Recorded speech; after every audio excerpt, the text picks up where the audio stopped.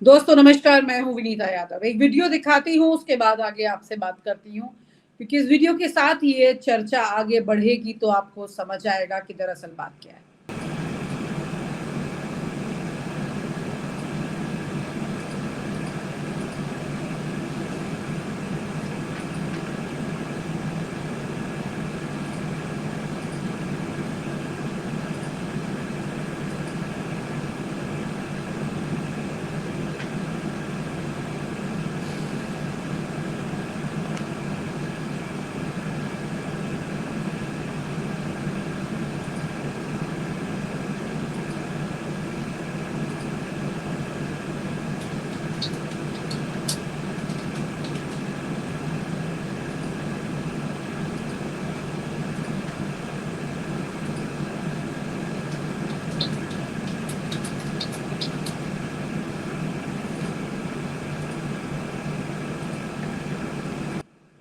ये वीडियो आप देख पा रहे हैं वाहिद भाई?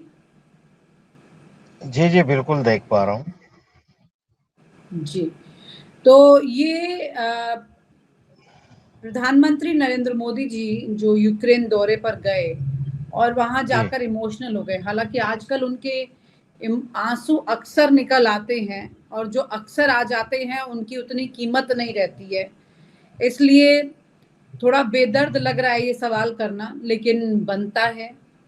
कितना यकीन करें इस पर? जी। नहीं, नहीं, नहीं, नहीं, आप इसे यकीन या ना यकीनी पर मत देखिएगा। दरअसल आज ये आँसू अंतर्राष्ट्रीय हैं, जिनका कूटनीतिक अर्थ है। आप अगर इन्हें भारतीय पार्लियामेंट में वाले आँसू देखें या इवेंट मैनेजमेंट में कहीं इवेंट को संबोधित करते हुए के आँसू देखें, तो वो आँसू और इन आँसुओं में ज़मीन आसमान का फ़र्क है।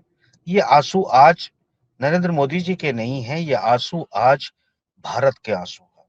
और ये भारत के आँसू कहाँ निकले हैं? ये भारत के आँसू यूक्रेन में निकले हैं उन बच्चों के लिए जो वहाँ पर युद्ध में ज़ाया हुए हैं या उन्हें मारे गए हैं। यहाँ इन आँसुओं के साथ-साथ मोदी जी ने एक वक्तव्य दिया है, जिसका डिप्लोमैटिक अर्थ जो है वो मैं अलग तरह से निकालूँगा और हिंदी मीडिया अलग तरह से निकालेगा। यहाँ विनीता जी, यहाँ मोदी जी ने ये कहा है कि भारत तटस्थ नहीं है, बल्कि हम शांति के पक्षधर हैं। भारत इस युद्ध में तटस्थ नहीं है, शांति के पक्षधर हैं। तो ये बात बड़ी कन्फ्यूज़न भरी है अभी तक कि मोदी जी जो कह रहे हैं वो पक्षधर नहीं है। किसके पक्षधर नहीं है? यानी वो अ, मतलब पक्षधर हैं, न मतलब पक्षधर ऐसा नहीं है कि निष्पक्ष नहीं है, माफ़ करना। वो कह रहे हैं हम इस युद्ध में निष्पक्ष नहीं हैं, हम शांति के पक्षधर हैं। यानी निष्पक्ष नहीं है, तो पक्ष किसका है? शांति का है। ये शांति कौन लेके आया? आपके पास तो कोई प्रपोज़ल है नहीं। तो इसका मतलब ये है कि आपने शांति का कोई प्रस्ताव, कोई मसौदा, कोई प्रपोज़ल बनाया नहीं, वो लेकर आप वहाँ पर गए नहीं, बल्कि यही वो ज़ेलेंस्की है, जिसके साथ आप आज कह रहे हैं, जब आप जाकर व्लादिमीर पुतिन से गले मिले थे, तो इन्होंने आतंकवाद से गले मिलने की संज्ञा और उससे भी ज़्यादा बुरी-बुरी बातें मोदी जी को कही। मोदी जी ने इसको बैलेंस करने के लिए यही नहीं है, माफ़ करना इस पर जो ऐतराज़ था, वो डोनाल्ड लू का भी था। डोनाल्ड लू कौन है? डोनाल्ड लू वो है कि वो जिस देश में जाते हैं, वो जब ये व्लादिमीर पुतिन की से मिलने गए थे विनीता जी, ये बड़ी संजीदा बात कह रहा हूँ जो भारतीय मीडिया, भारतीय राजनीति में डिस्कस नहीं होगी। डोनाल्ड लू वो है जब वो पाकिस्तान जाते हैं तो इमरान खान से शायद वो कुछ कहते होंगे, वो नहीं होता है तो उसके बाद उनकी सत्ता परिवर्तन हो जाती है, वो जेल में पहुंच जाते हैं। डोनाल्ड लू वो हैं जो श्रीलंका जाते हैं, श्रीलंका में वो जो करना चाहते हैं जब वो नहीं होता है तो राजपक्षे की सत्ता परिवर्तन हो जाती है। डोनाल्ड लू वो हैं कि बांग्लादेश में जाके शेख हसीना से कहते हैं कुछ, उसके बाद वो बात नहीं मानी जाती है, तो उसके बाद अ, वहाँ सत्ता परिवर्तन हो जाती है। डोनाल्ड लू मोदी जी के बारे में भी कुछ कह के गए हैं। भारत में जो इस वक़्त चल रहा है, जो भारत में इस वक़्त सूरत-ए-हाल है कि कहीं से कुछ सुगबुगाहट उठती है, कहीं से कुछ मामले नज़र आते हैं, कहीं से कुछ चीजें नजर आती हैं, तो उसमें क्या होता है, यहाँ ये बात आप याद रखिएगा कि जिस तरह की सुगबुगाहट, यानी कहीं सत्ता परिवर्तन की बात होती है, कहीं महेंद्र सिंह टिकैत जो है वो धमकी देते हुए नजर आते हैं इस बारे में कि भाई जो बांग्लादेश है वो हमें लाल किले पे नहीं बल्कि पार्लियामेंट में पहुंचना चाहिए था। ये स्ट्रैटेजी होती है कि समाज के अंदर अमेरिकी इस्टेब्लिशमेंट एक गणित लगाता है और वो गणित दिखा देता है। यानी आप कहीं पर भी अगर आप देखेंगे विनीता जी कि कहीं पर भी कहीं आपको फुटप्रिंट नहीं मिलेगा इसी तरह का कि जनता उखड़ती कैसे है, सत्ता को उखाड़ फेंकती कैसे है, लोगों को जो है वो कैसे गिरा देती है, ये आपको कहीं नहीं मिलेगा। अगर ये कहीं आपको नहीं मिलेगा तो इसका मतलब साफ होता है कि यहाँ भी हलचल तो जारी है, हिंदुस्तान में भी। और इस तरह की बातें अलग-अलग मुंह से कही जाने लगी है कि बांग्लादेश में। तो बात ये है कि मोदी जी डोनाल्ड लू के भय से यूक्रेन गए हैं। कोई आज तक भारत की तरफ से जब से यूएसएसआर से अलग यूक्रेन हुआ, डिप्लोमेटिक संबंध भी बनाए, कोई भारतीय प्रधानमंत्री नहीं गया। मोदी जी ने भी कभी इच्छा नहीं जताई कि उन्हें यूक्रेन जाना है या यूक्रेन का कोई मसौदा आपके पास है। शांति मसौदा आपके पास है नहीं, कोई पीस प्रोसेस या पीस प्रोजेक्ट आपके पास है नहीं। आप कह रहे हैं कि आप निष्पक्ष हैं नहीं, शांति के पक्षधर हैं, शांति का प्रपोजल नहीं है। जिस तरह से अमेरिकी राजदूत ने भारत में, ब्रिटेन ने, अमेरिका ने बाकायदा रूस जाने पर बड़ी-बड़ी बातें की, धमकियां दी, तो क्या मोदी जी डर गए हैं? क्या ये ईस्ट और वेस्ट को बैलेंस करने की स्थिति नहीं है?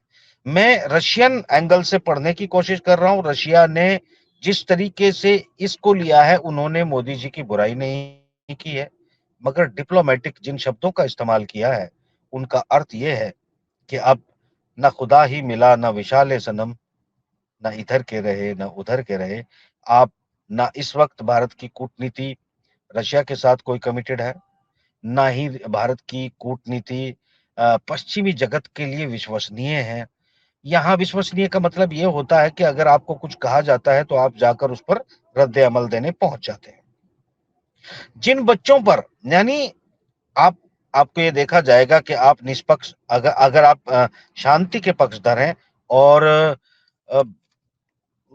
ये निष्पक्ष नहीं है युद्ध के मामले को लेकर, तो फिर आपको बताना पड़ेगा कि गाजा में जो इजराइल कर रहा है, वहां आप शांति के पक्षधर हैं कि इजराइल की जारियत के पक्षधर हैं।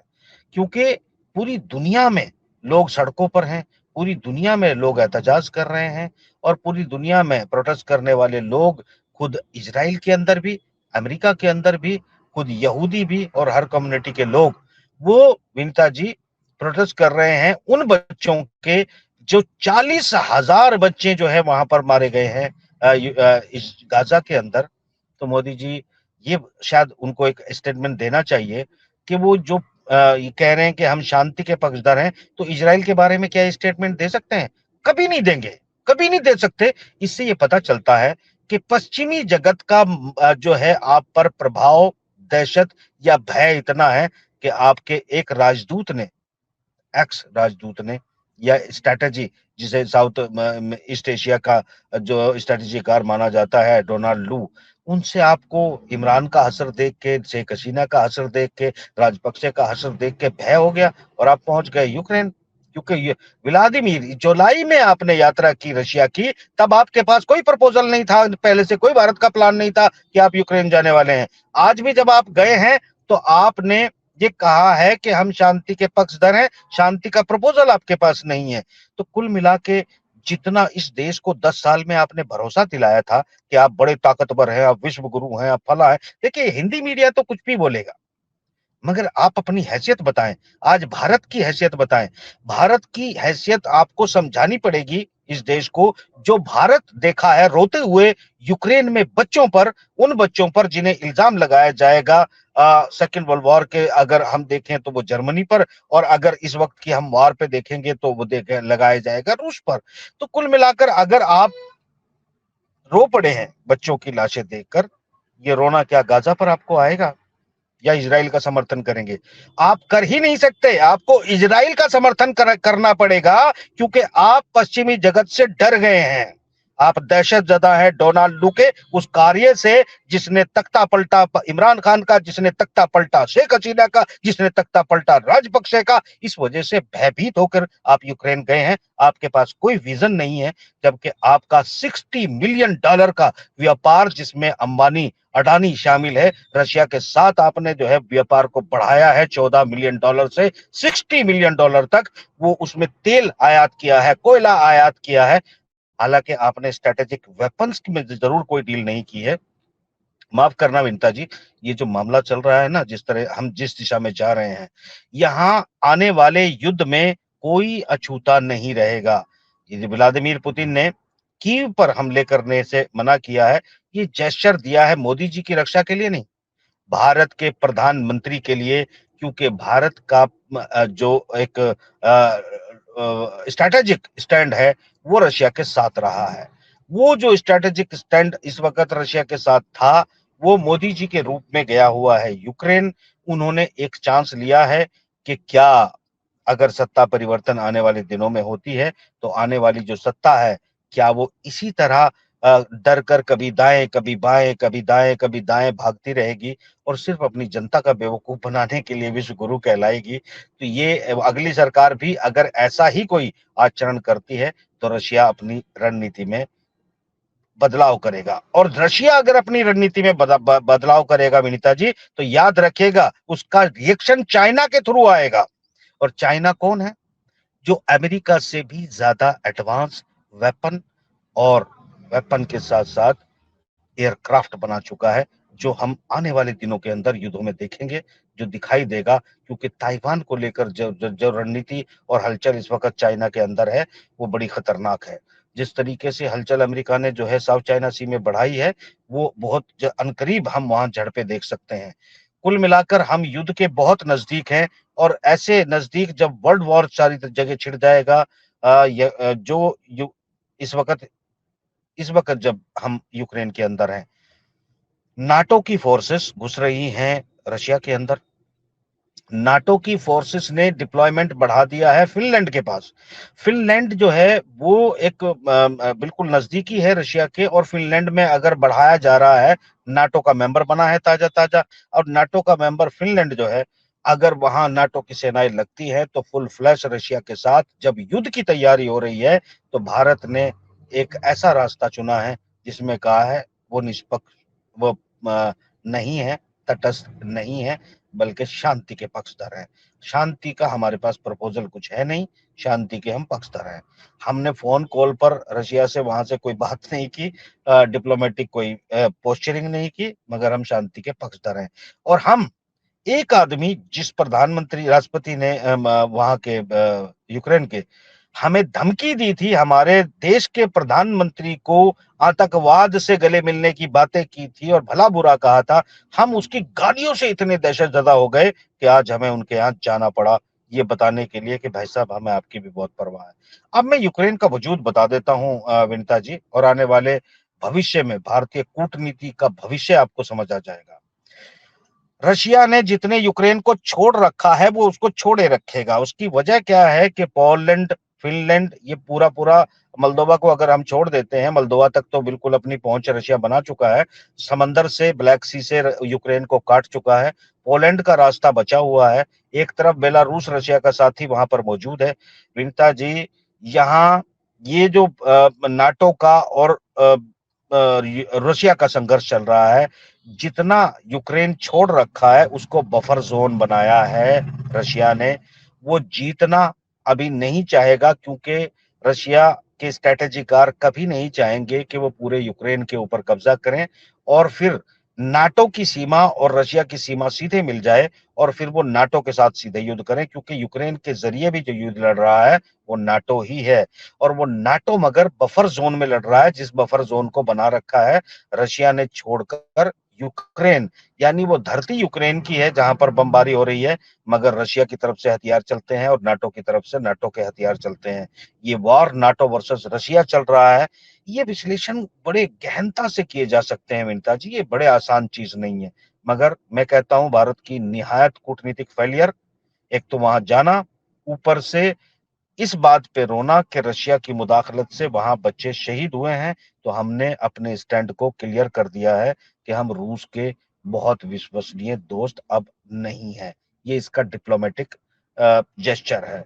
अगर ये जेस्चर है तो इसके नतीजे हमें अनकरीब अड़ोस पड़ोस से देखने को मिल सकते हैं, रिएक्शन मिल सकते हैं।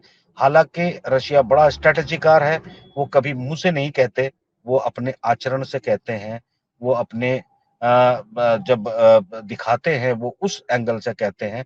वो कभी भी जबान दराजी नहीं करते, लिप सर्विस नहीं करते। तो लिप सर्विस के बजाय एक्शन लेते हैं, और ऐसे में भारत को और भारत की कूटनीति को चिंतनीय होना चाहिए। मुझे लगता है अनकरीब जो है इससे कोई पश्चिमी जगत खुश हो जाएगा या भारत को युद्ध में घसीटने की कोशिश नहीं करेगा, ये हमारी बहुत बड़ी भूल है, क्योंकि उनका ऑफिशियली अनाउंसमेंट है कि हमें चाइना के खिलाफ भारत का इस्तेमाल करना है। ये मैं नहीं कह रहा हूं, ये पेंटागन ने कहा है, स्ट्रेटेजिकार ने कहा है, डोनाल्ड लू ने कहा है, डोनाल्ड ट्रंप ने कहा है, उससे पहले ओबामा ने कहा है, बाइडन की पोस्चरिंग वैसी है। अगर इन बातों को हम अहमियत नहीं देते और हम देखते हैं कि हमारे प्रधानमंत्री को मजबूरी में यूक्रेन जाना पड़ जाता है एक धमकी में, तो इसका मतलब हमें अपनी हैसियत का अंदाजा होना चाहिए और हमें सोचना चाहिए कि हम कहाँ खड़े हैं और देश को क्या करना चाहिए। बहुत इंपॉर्टेंट है विनीता जी। बिल्कुल, लेकिन कुल मिलाकर के एक बड़ा सवाल ये भी बनता है कि इस वक़्त ये तमाम जो परिस्थितियाँ हैं, इसके लिए आखिरी और बहुत संक्षिप्त में, बहुत लंबा नहीं मैं जवाब कह रही हूँ इसमें, लेकिन जो ये परिस्थितियाँ हैं, इस वक़्त प्रधानमंत्री नरेंद्र मोदी के लिए खुद कितनी मददगार साबित होने वाली हैं? ये नरेंद्र मोदी जी को जो है ना इतनी परेशानी में डालने वाली हैं कि इनके रिएक्शंस आपको देखने को मिल जाएंगे, जो मिल रहे हैं ना विनीता जी। अभी जो देश में मिस्टर टिकैत ने कहा है, जिस तरीके से ये डाउट जाहिर किया जा रहा है कि पश्चिमी जगत के कारण ही नीतीश कुमार और चंद्रबाबू ने जो है वो किराए पर सरकार बनवा रखी है। ये बात मैं नहीं कह रहा हूँ, रशियन आउटलेट्स और ये सब इस तरह की अगर चर्चा करने लगे हैं। हालांकि मैंने तो पहले दिन ये बात कही थी कि इसका मतलब एक ही हो सकता है। याद होगा जब चुनाव खत्म हुआ, जब सरकार बनाई जा रही थी, तो मैंने कहा था ये जो समर्थन है ना, ये नीतीश कुमार और चंद्रबाबू का, नायडू का नहीं बल्कि कहीं और का है, और उसकी जो फुटप्रिंट है वो हमें मिलने लगे हैं। याद रखिएगा कि डोनाल्ड लू जहां जाता है वो जरूरी नहीं कि किसी प्रधानमंत्री से मिले, वो विपक्ष के नेताओं से मिलते हैं, उनके राजदूत मिलते हैं, उनकी कार्यशैली है। ये सब चीजें मैंने सबूत के साथ आपको बताई है, और सबूत के साथ इसलिए बताई है कि ये जो हलचल है ना, जब ये आप कहेंगे कि कोर्ट का फैसला आ गया, मैं भी ये ताजा ताजा आपको घटना बताऊं कि डोनाल्ड लू इंडोनेशिया भी गया था, और इंडोनेशिया के अंदर इस वक्त एक कोर्ट के फैसले को लेकर जनता सड़कों पर है, आतिशबाजी कर रही है और कोर्ट का घेराव कर रही है। ठीक वैसे ही जिस तरह 4-5 दिन पहले सुप्रीम कोर्ट का घेराव पाकिस्तान में हो चुका है। ये सब कुछ जो है पश्चिमी इशारों पर होता है। सरकारें पश्चिमी इशारों पर बनाई या गिराई जाती है। जनता के बीच में इन्फ्लुएंसर्स होते हैं, ओपिनियन मेकर्स होते हैं, और ये सब कुछ पत्रकार नहीं होते। पत्रकारों को तो बेचारा पता ही नहीं होता डिप्लोमेसी कहते किसे हैं, या इस तरह के खेल कैसे खेले जाते हैं, वरना वो जनता को पहले से अवेयर करें, और जनता अवेयर हो तो शायद वो ट्रैप में ना आए। मगर ये चूंकि हमारे जो पत्रकार बंधु हैं वो सब रॉयटर पढ़ते हैं। रॉयटर एक पश्चिमी जगत की एजेंसी है, फिर वो ट्रांसलेट करके इधर उधर के आउटलेट पे डालती है। आपने देखा होगा ना कि जो मैं चर्चा आज आपसे कर रहा हूं, ना ही भारत का कोई स्पेशलिस्ट करेगा, ना कोई विशेषज्ञ करेगा, ना कोई राजदूत करेगा, ना कोई एक्सपर्ट करेगा, ना कोई मीडिया करेगा। मगर याद करिएगा कि मैंने इलेक्शनों के बाद कहा था, जो नीतीश और चंद्रबाबू के बारे में वो रशिया का आउटलेट भी कह चुका है। अब एक हफ्ता पहले जब वो जान समझ गए थे कि इस वक्त मोदी जी की यात्रा यूक्रेन में होने वाली है, इसका मतलब प्रेशर बहुत है, प्रेशर बहुत है। और ये प्रेशर जो है, सत्ता की जो नींव हिल रही है, ये सब हिलाने वाले कोई और होते हैं। ये जो जनता होती है ना, ये जनता के बीच में ओपिनियन मेकर्स होते हैं। वो ओपिनियन मेकर्स कहाँ किससे कैसे कनेक्ट होते हैं, ये बहुत बड़ी बातें हैं।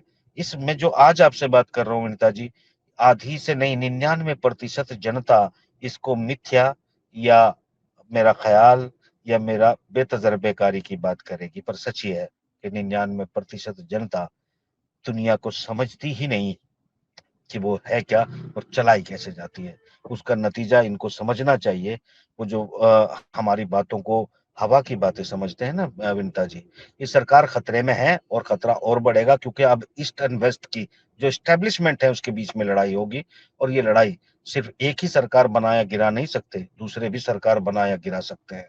तो कुल मिलाकर जो एक युद्ध शुरू होगा यहाँ पर अभी, तो सरकार जो है कभी आपको गिरती नजर आएगी और कभी बनती नजर आएगी। ये मोदी जी की मैच्योर कूटनीति का जो असर है वो आपको भारतीय बाजार से लेके भारतीय विदेश नीति पर प्रभाव बहुत तगड़ा दिखेगा। हो सकता है चीन के साथ भी ये प्रभाव आपको बहुत जल्दी आपको देखने को मिले। ऐसे में अगर हम मोदी जी के कथन अनुसार हम तटस्थ नहीं है का शब्द आप अडॉप्ट कर लेते हैं, तो फिर आप भी इसका मतलब बहुत जल्द थर्ड वर्ल्ड वॉर के हिस्सेदार कहीं ना कहीं आप बनने जा रहे हैं। तो कुल मिलाकर ये पोस्चरिंग और ये जेस्चरिंग के नतीजे हमें अगले 20 से 25 दिनों के अंदर इंतजार करना पड़ेगा, और फिर जब वो आ रहे होंगे तो हम आपस में जरूर चर्चा करेंगे। ये वो रहस्यवादी बातें हैं जो असल दुनिया को जो होल्ड करते हैं, ड्राइव करते हैं, कंट्रोल करते हैं।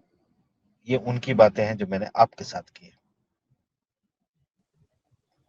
बहुत इम्पोर्टेंट है ये समझना जो बातें आपने कही हैं, और आने वाले वक्त में जो बात आप कह रहे हैं इसके परिणाम जो हैं वो दिखाई देंगे, जाहिर सी बात है। और किस तरह के रिपरकशंस आते हैं ये काफ़ी चिंता वाली बात होगी, क्योंकि जब देश का एक मुखिया चुना जाता है तो उसके जहन पर पूरा देश विश्वास करता है कि वो सही फैसले लेगा। लेकिन अगर उसके फैसले देश के लिए भारी पड़ने लगे, और इतने भारी पड़ने लगे कि 140 करोड़ लोगों की ज़िंदगी दाव पर लग जाए, तो जाहिर है कि इसके परिणाम अच्छे तो नहीं होंगे अगर वो दाव पर लगी है तो। और जो बातें आप बता रहे हैं उसके मुताबिक परिस्थितियाँ कोई बहुत संभली हुई नहीं हैं, बल्कि काफ़ी बिगड़ चुकी हैं। बहुत बहुत शुक्रिया सर आपका इस चर्चा पर शामिल होने के लिए। Thank you so much. और आप हमसे जुड़े रहने के लिए सब्सक्राइब करें YouTube पर, फॉलो करें ट्विटर पर और लाइक करें Facebook पर। और ज्यादा जानकारी के लिए आपको टाइप करना होगा सिर्फ न्यूज नशा।